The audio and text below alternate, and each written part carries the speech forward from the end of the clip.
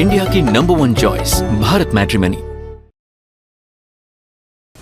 और एक और बड़ी खबर, दिल्ली ब्लास्ट का एक नया सीसीटीवी फुटेज सामने आया है जिसमें कार में ब्लास्ट होते ही दिख रहा है।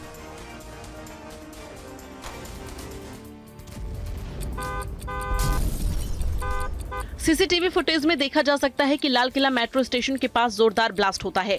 ब्लास्ट लाल किले के गेट के ठीक सामने रेड लाइट पर हुआ। धमाके का ये खौफनाक मंजर वहां लगे सीसीटीवी कैमरे में रिकॉर्ड हो गया। धमाका होते ही आग का एक बड़ा सा गोला नजर आता है और कुछ सेकंड के लिए अंधेरा छा जाता है। ब्लास्ट होते ही ट्रैफिक के ग्रीन होने के इंतजार में खड़ी कारें उसकी चपेट में आ जाती हैं। आसपास की कई गाड़ियों को भी नुकसान पहुंचता है और हर तरफ अफरा तफरी मच जाती है। इधर दिल्ली ब्लास्ट के मामले में पुलिस को लगातार अलग अलग जो कामयाबी मिल रही है, आपको बता दें धमाके से जुड़ी एक और कार को पुलिस ने बरामद किया है। दिखाते हैं आपको। पुलिस को इस लाल रंग की फोर्ड इको स्पोर्ट कार की तलाश थी, जिसे पुलिस ने फरीदाबाद के खंडवाली गांव से बरामद किया है। कार एक फार्म हाउस में खड़ी थी। पुलिस को इस कार के दिल्ली विस्फोट मामले के मुख्य संदिग्ध डॉक्टर उमर से जुड़े होने का संदेह है। पुलिस को शक है कि ब्लास्ट को अंजाम देने वाले उमर ने इस कार को भी फर्जी पते पर खरीदा था। खंडवाली गांव से दिल्ली पुलिस ने एक युवक को डिटेन किया है। युवक को हिरासत में लेने के बाद पुलिस उसे गाड़ी में लिटाकर अपने साथ ले गई। और फरीदाबाद में संदिग्ध कार मिलने के बाद केंद्रीय एजेंसियां वहां पर पहुंच गई हैं और अपनी जांच शुरू कर दी गई है। पुलिस ने कार वाले इलाके को सील कर दिया है। कार और उस इलाके की जांच की गई। मौके पर एनआईए और एनएसजी की टीम भी पहुंच गई। बम स्क्वाड को भी बुलाया गया है। कई घंटे की जांच के बाद एनआईए की टीम वहां से निकल गई। जांच में क्या मिला, केंद्रीय एजेंसियों ने फिलहाल इसकी जानकारी नहीं दी है। एनआईए ने दिल्ली कार विस्फोट की जांच के लिए एक टीम बनाई है जो दिल्ली ब्लास्ट की जांच कर रही है।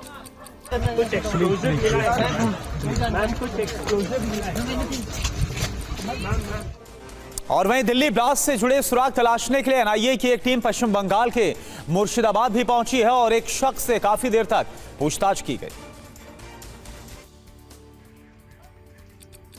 मुर्शिदाबाद के नवाग्राम के इस घर में एनआईए की टीम पहुंची। ये घर मैनुल हसन नाम के एक व्यक्ति का है। एनआईए ने उसे बुलाकर लंबी पूछताछ की। मैनुल हसन पेशे से एक प्रवासी मजदूर है जो कुछ साल पहले दिल्ली और मुंबई में प्रवासी मजदूर के रूप में काम करता था। एनआईए की टीम ने मैनुल के घर पर भी तलाशी ली है। मैनुल के घर के अलावा जांच अधिकारियों ने उसके गांव और आसपास के इलाकों में भी पूछताछ की है।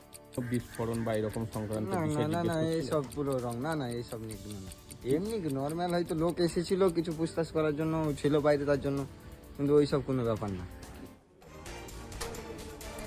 बात एक और बड़ी खबर की, डॉक्टर उमर की नई तस्वीर सामने आई है। पुरानी दिल्ली की एक मस्जिद में उमर गया था। मस्जिद में 10 मिनट से ज्यादा उमर रुका। रामलीला मैदान के सामने है फैज़े इलाही मस्जिद, वही मस्जिद जहां पर उमर गया। ये देखिए तस्वीरें, ये सीसीटीवी तस्वीर सामने आई है। मस्जिद में 10 मिनट से ज्यादा उमर रुका था।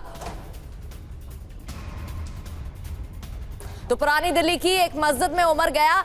ये मस्जिद रामलीला मैदान के सामने है। फैज़े इलाही मस्जिद में पहुंचा, 10 मिनट तक अंदर ही रुका। नई नई तस्वीरें सामने आ रही हैं। डीएनए सैंपल की पुष्टि हो गई है। जो कार में बैठा शख्स दिखाई दे रहा था मास्क पहने हुए, वो कोई और नहीं उमर, और उमर ने ही साजिश रची अपने साथियों के साथ मिलकर। केंद्रीय एजेंसियां एक्टिव है, मामले में इन्वेस्टिगेशन जारी है और इस आतंकी हमले को लेकर अब जांच हो रही है। जितेंद्र शर्मा हमारे संवाददाता हमें ज्वाइन कर चुके हैं। जितेंद्र, एक और नई तस्वीर, मस्जिद भी गया था उमर, यहां पर क्यों रुका? क्या किसी और से भी उसकी मुलाकात हुई? इसके बारे में कोई और जानकारी?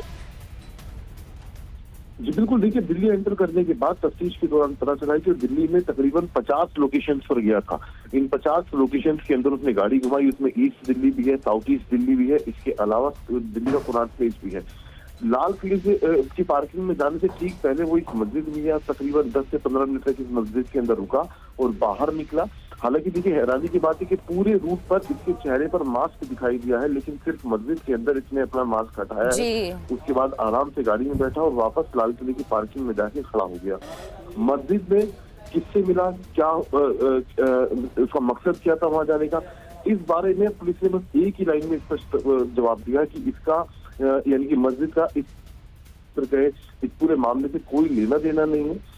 पूरी इन्वेस्टिगेशन इसमें हो चुकी है, लेकिन इतना जरूर कि बस वो मस्जिद गया था, 10 मिनट के लिए मस्जिद में रुका और वापस आया। जी बिल्कुल, बहुत बहुत शुक्रिया आपका जानकारी के लिए। और वहीं दिल्ली ब्लास्ट मामले से जुड़ी एक और बड़ी खबर आ रही है सोर्सेस के हवाले से। दिल्ली ब्लास्ट मामले में उमर का डीएनए मैच कर गया है। यह सोर्सेस से बड़ी जानकारी। धमाके वाली कार में आतंकी उमर उन नबी ही था। डॉक्टर उमर का उसकी मां से डीएनए मिलान हो गया है। हड्डियों और दांतों के डीएनए सैंपल मिले हैं। यह सोर्सेस के हवाले से बड़ी खबर मिल रही है। वहीं कल जो सीसीएस की बैठक हुई, केंद्रीय कैबिनेट की बैठक में कई अहम फैसले लिए गए। केंद्र सरकार आतंकवाद पर जीरो टॉलरेंस की नीति अपनाना जारी रखेगी। The country has witnessed a heinous terror incident perpetrated by anti-national forces through a car explosion near the Red Fort on the evening of 10th November 2025. The explosion resulted in multiple fatalities and caused injuries to several others. The cabinet pays its solemn respects to the victims of this senseless act of violence and conveys its heartfelt condolences to the bereaved families. और दिल्ली धमाके को लेकर केंद्रीय मंत्री रवनीत सिंह बिट्टू ने एक बड़ा दावा किया और उन्होंने इस हमले के पीछे पाकिस्तान का हाथ बताया।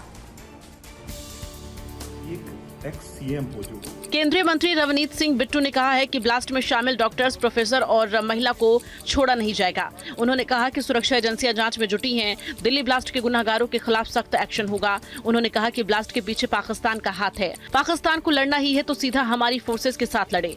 इस तरह से निहत्थे लोगों पर हमला कर क्या मिलेगा? मतलब लड़ना है तो हमारी फौज से लड़ेंगे ना। पाकिस्तान का कैसे नहीं हाथ, और किसका हाथ है? सीधा पाकिस्तान का हाथ है। इधर दिल्ली ब्लास्ट के बाद पीओके में लश्कर की अहम बैठक हुई। बैठक में लश्कर के टॉप लीडर अब्दुल रऊफ और रिजवान हनीफ भी शामिल थे। देखिए आप। लश्कर के टॉप आतंकियों की बैठक का एक वीडियो सामने आया है, जिसमें उनके गुर्गे अपने आकाओं पर फूलों की वर्षा करते दिख रहे हैं। इसके बाद फूलों की मालाओं से उनका स्वागत किया जा रहा है। पीओके में इस तरह की बैठक आतंकियों के नेटवर्क को मजबूत करती है। इसमें भारत के खिलाफ नई साजिशों को अंजाम देने की कोशिश की जाती है। इस बैठक ने ये साफ कर दिया है कि लश्कर-ए-तैयबा और जैश-ए-मोहम्मद जैसे संगठन अभी भी सक्रिय हैं और पीओके में सुरक्षित आधार बनाकर भारत में आतंकी घटनाओं की साजिश रच रहे हैं। गुजरात के एंटी टेररिस्ट स्क्वाड ने हैदराबाद में बड़ा एक्शन लिया। अहमद मोहियुद्दीन के घर पर रेड कर कई संदिग्ध चीजें बरामद कर ली गई है। गुजरात एटीएस की ये कार्रवाई आतंकी साजिश से जुड़ी है।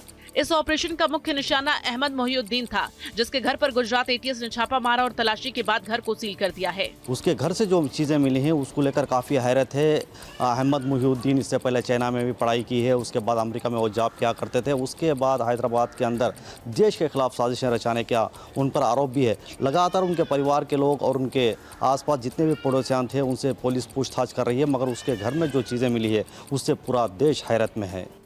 इंडिया की नंबर 1 चॉइस भारत मैट्रिमनी।